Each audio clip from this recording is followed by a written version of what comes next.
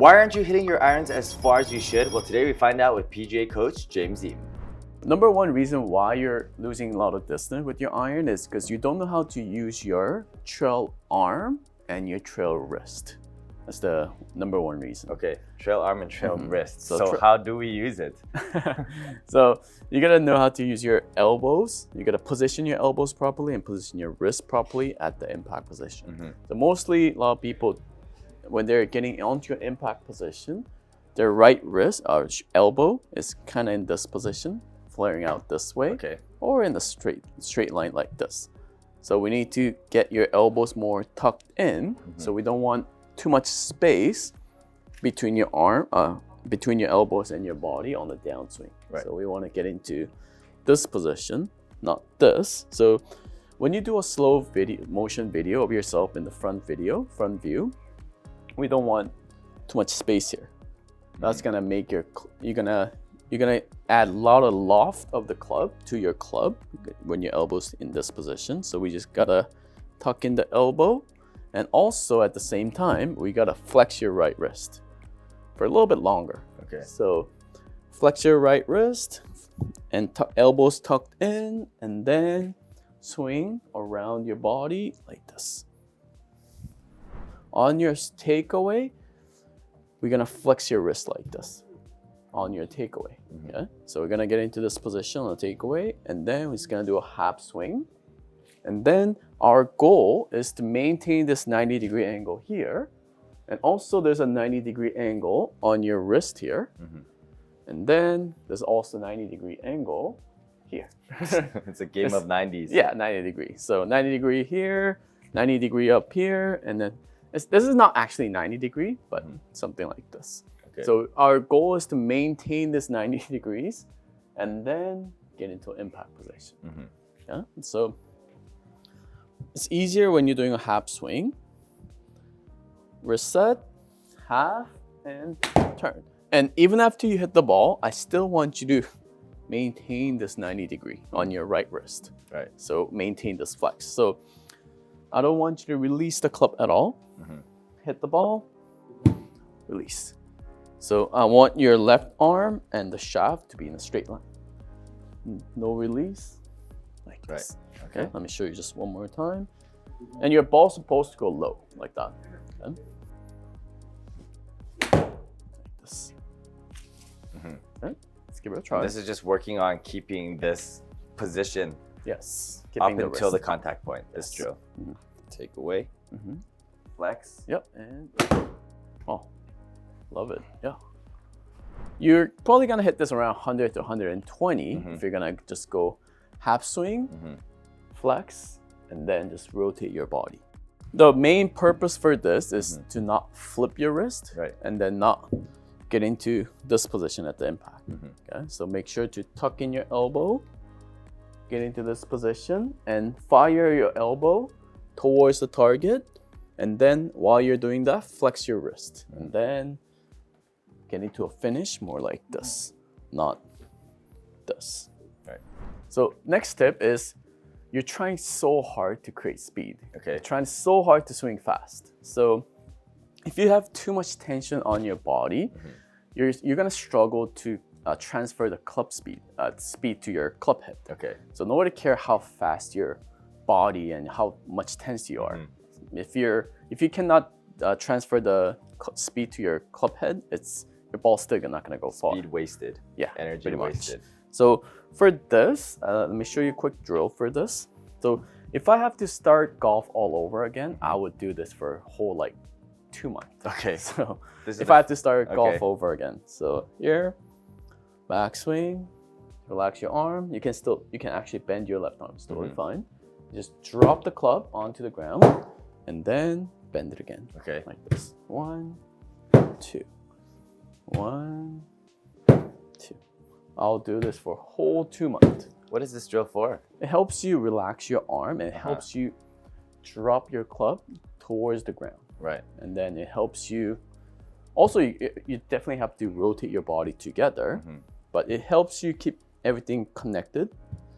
And then it helps you relax your arm and transfer the club speed to your club head. Right. So let me show you an example here. It's gonna hit the ball like this. Look how loosened up my arms are when I hit this ball. Okay?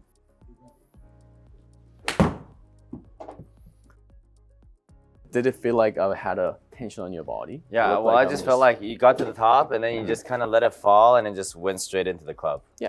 So I did was just drop my hands to the ground and just at the same time I just rotated my body. Right. And my arms were also bending too, right? Yeah. So it's here. Right. Yeah. It's very interesting. Just relax your arm.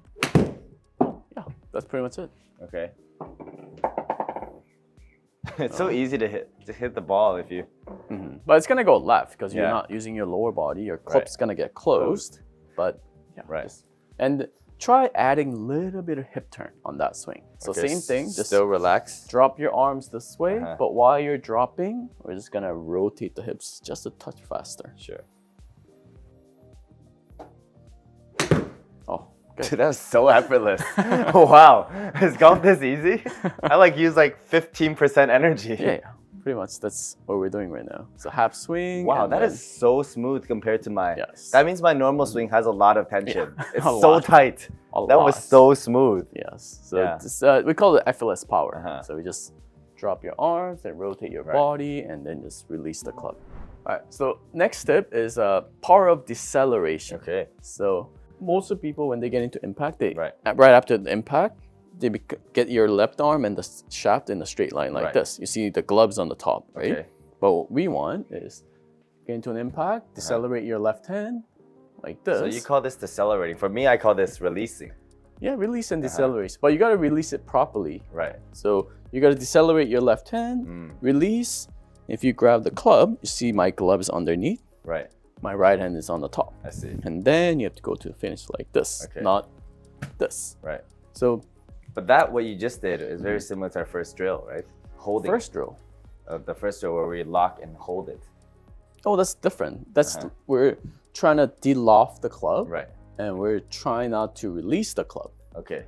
So we have to hold up to the impact. And then after that, we have to release the club. Okay. So this is the release part. Sure. And before we're trying not to release. Yeah. Yes. So it's like this. When you're doing a downswing like this, if I do my swing with my arm straight, and if I don't decelerate my hand, this is my speed.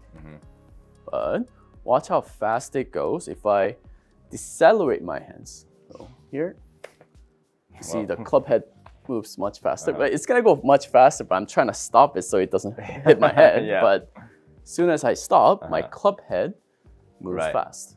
So that's a pendulum swing. So decelerate, accelerate. I think I understand. Let's see if I can do it. Yeah. And I just imagined a very interesting visual of this, but let's see if I can do it first. So I'll put together one, which is keeping it locked till here. Keeping your elbows tucked in. Number two is keeping it loose. And number three is once I'm here, I decelerate so that I can release it all into the ball. But you have to do some practice drill with your hands. Okay. So face this way. And then right hand, let go of your right hand. Yeah, right there. Keep it there. Don't touch it yet. The back swing. And then when it gets here, hold so your club can accelerate. Right. Yes. Okay, so I'll try that by myself. Yep. 1, 2. Oh, but you're doing this. You're not. That's why, as I said, I need you to practice rotating your hands first because you didn't rotate. You just did this. Yeah. So we have to be able to rotate the hands. Okay. So rotation. We have to add rotation. Yeah. Let's try it. And wrist hinge. Okay. So more like this. Oh, so it's like palm up to palm down. Yeah, pretty much. Okay. 1. Oh, no, it's because do your setup again? Yeah. You're doing your backswing like this. Okay. You have to do your backswing like this. Normal. Yeah. My normal backswing. Okay, here. Yeah. So, good. And drop. Oh, good. Yeah. But you gotta decelerate here though. Yeah. Okay. So, 1, drop. Good. Get a smaller backswing. A little bit smaller. 1, 2. Good. That's pretty much it. Obviously, you do a lot of practice for this. Right. But if you look at yourself in the slow-mo video, if you see yourself getting into this position, this is the thing that you gotta practice. Right. You gotta release. Okay. So get to your setup. So imagine this is like a. So what is it when I get like here? A knife. I do this. You gotta rotate, but you're still using you still have to use your lower body. Sure. Because if you just flip, your ball's gonna go left. Right. So imagine this is the knife. Okay. And then you gotta decelerate your hands. Oh, perfect. So I just. Yeah, your hand just decelerated there, and your club was here. Yeah. Yeah. Yeah. That's pretty much it. If you're looking for a drink for a golf game, try Shake Cobra Tea in our affiliate link down below. Last reason why people lose distance with their iron is their face to pad is not good. Okay. Do you remember what face to path was? Face to path. Well, the path is the swing path, and the face is the club face. Yeah. So, what do you think I mean by it's bad? The ratio is bad. Ratio.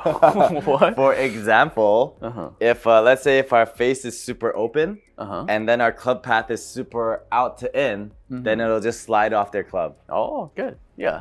If you want to hit the ball far, you need a maximum compression. So maximum compression means your club path and the face angle that has to kind of match each other. So if your club path is outside in and your club face is open, then there's not gonna be maximum compression. You're kind of sliding off the ball. Right. So yeah, that's pretty much it. So compression is just putting the force into the ball. Yeah, forcing into the ball. So if you're same thing, if you're going too much inside out, but your club face is too close, then you're kind of sliding off the ball too. Right. So that's another reason. So you gotta check your slow-mo video from the side and see where your club path is going. And that's the first thing.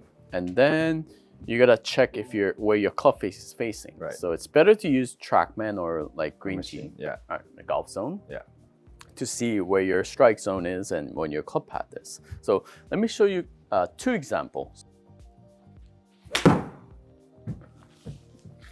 So something like this, I hit that around 160.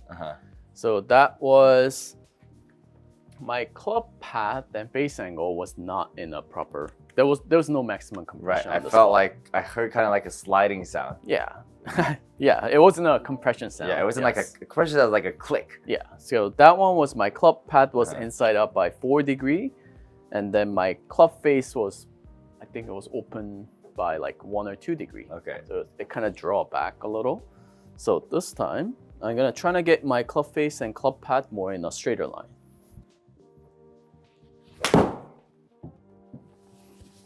So that went pretty straight, just a little bit right, but you see the difference in the distance. Right. Yeah. So it was around almost like 25-yard distance difference. So yeah, my ball didn't slide up the club face just now. So let me break everything down. Remember, one is first is locking our wrists so that we can rotate through our body. Second, we focus on relaxing. I mean, lock your arms, and so you don't flip your wrist. Right. Yep. Okay. And then, second is relaxing, swing. Yeah, just relax your arm and just drop the club onto the ground. Yeah. Third is decelerating so you can release onto the ball. Yeah. So decelerate your hands so you can accelerate your club speed, club head. And fourth is this club to face path, which we'll need to see after I hit. Yeah. Okay. Let's go for it. Yep. So should I go for a 70% swing? No, you were doing a full swing now. Full swing? Yeah. Okay. When you're doing a drill, we have to do like 50 to 70% power swing, but now let's combine everything together. Good. A little bit of tension I felt, really? but it didn't look like a little bit, but still, overall I released okay. I could see your club head moving faster than your arm. Yeah. Because your finish was like this. Right. Okay. Good. So let's try just one more shot. Great swing. Oh. What's going on? What? 190. What iron is that? A 7-iron. Serious? No way. Holy. 7-iron. That's proof. What? Those tips not works for everyone. Okay. So you gotta know what your problem is first, and then put that drills into your practice, and then yeah. Okay. If you guys enjoyed this video, make sure to like, comment, and subscribe, and check out this video.